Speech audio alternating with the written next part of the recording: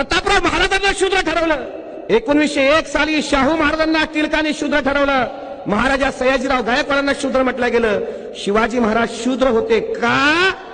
तर शिवाजी महाराजांचा उपनयन विधी झालेला नव्हता.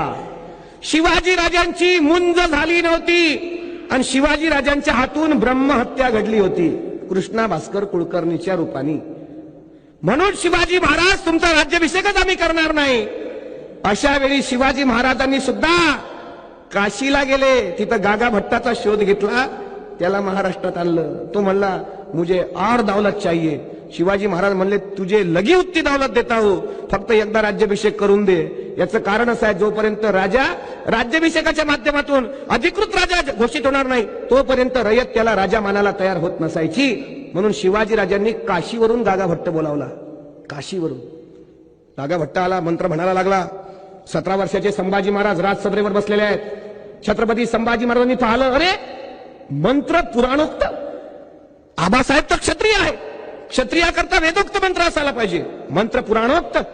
संभाजी महाराज म्हणतात, गागा भट्ट जी, अरे आप तो संस्कृत के विद्वान हो, हमने आपकी कीर्ति काफी सुनी है, लेकिन मैं यहां देख रहा हूं. संभाजी महाराज हिंदी बोलायचे बरं का. साकी मुस्तेद खान, निकोलस मानुची, ईश्वरदास नागर या लोकांनी लिहिलेलं आहे छत्रपती संभाजी. त्यावेळी हेनरी ऑक्झिंडन सुद्धा रायगडावर होता.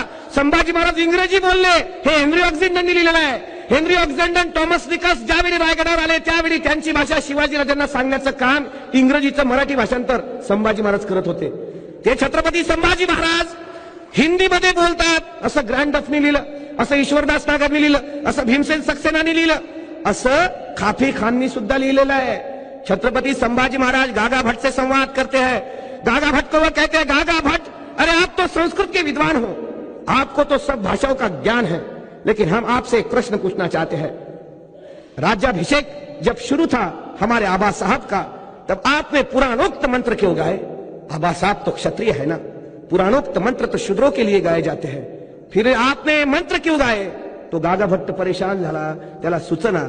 त्यांनी ग्रंथ लिहिला समय नय, आणि त्या ग्रंथाच्या प्रस्तावनेत तो लिहितो, मुझे बड़ा घमंड था कि मैं संस्कृत का विद्वान पंडित हूं, लेकिन वो घमंड इस महाराष्ट्र, इस मराठा भूमि में मेरा घमंड अगर किसी ने चूर कर दिया, उस धर्म पंडित छत्रपति संभाजी महाराज को मैं मेरा ग्रंथ अर्पण करता हूं संभाजी महाराजांच्या चरणावर.